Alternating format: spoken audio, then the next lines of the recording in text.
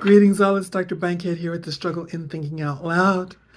And I'm hoping that you're having a positive and productive day.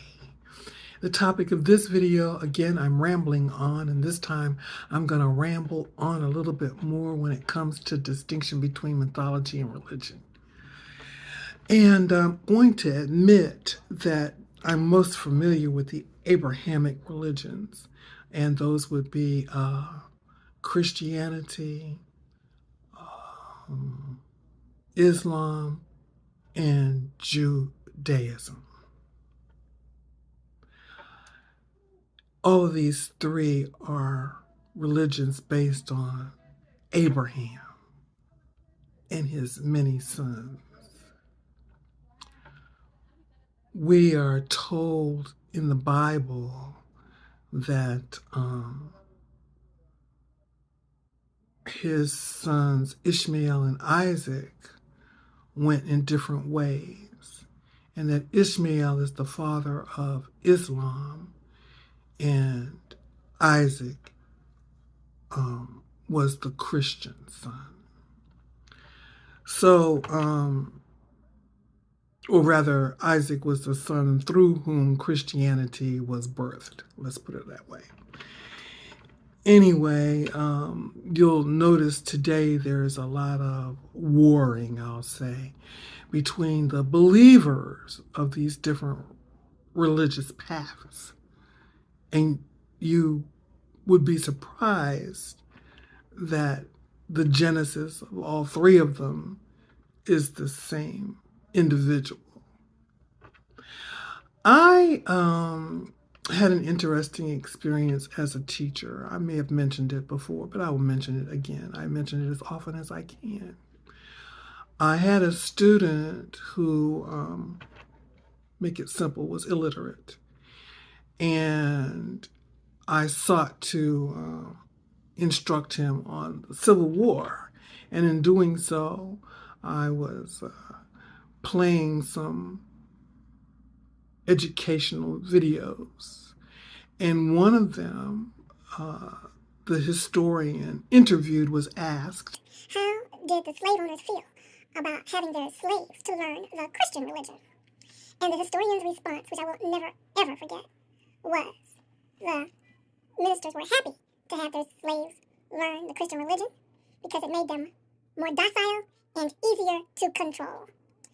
And when I heard that, it went off in my head like a mini explosion. It explained so many things to me. So many of the questions I had regarding religions was summed up very, very, very tidily with the idea that it was a tool of control, and it rendered individuals to be docile like sheep.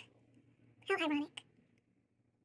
And I reflected upon the times when Martin Luther King would meet with other ministers, and the ministers would take to their pulpits, and rather than the focus of their sermon being a passage from the Bible, the sermons were about the politics, the political climate, and who the members of the congregation must vote for.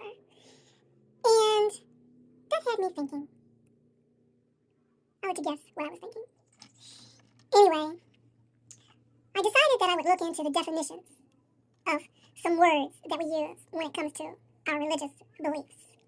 Belief was from the late 12th century, and it means to have confidence in a person or a thing, or faith in a religion. And the Old English, which came from the German, belief means to hold dear, to esteem, to trust, to care, to desire, and to love. To know, alternatively, means to be able to distinguish generally, to perceive or understand as a fact or truth. So you see here, a belief is holding dear or esteeming, having confidence in a person or a thing, but there's no basis necessary for that confidence. And to know is to distinguish generally, and that's to perceive or understand as a fact or truth. So to know is apparently stronger than believing. In fact, in medical terms, a belief is what people have when they take a placebo. And a placebo is as effective as the person's belief. So, if you have a raging headache, and you reach to take an aspirin, but everything in the bottle are little white pills, and they're sugar pills, but it's got aspirin on the label. And you take it, you believe that it's an aspirin, and your headache goes away. But you never took an aspirin. You only took a placebo. But knowing is when the bottle says aspirin, it's actually aspirin inside. Faith is the assent of the mind to the truth of a statement for which there is incomplete evidence. So you have no evidence of it, but in your mind, you agree to hold on to it as if it were complete. Hope is the expectation of something desired with or without basis, trust, confidence, and willful desire. A tradition is a statement, belief, or practice handed down from generation to generation.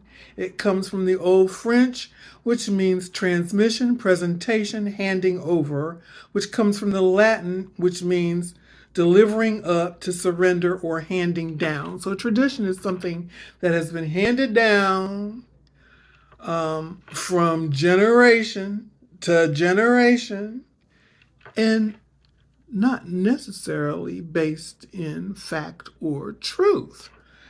But today, people are continuing in family traditions, religious traditions,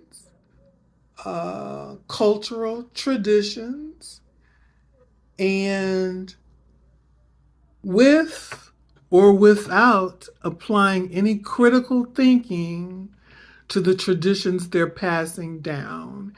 Now, I am not here to say that the tradition is good or the tradition is bad, because what seems good or bad to me may seem better or worse to you. I can't decide for you. You can't decide for me. The only distinction is the level of awareness. This is Dr. Bankhead at The Struggle in Thinking Out Loud, and I'll talk to you in the next video.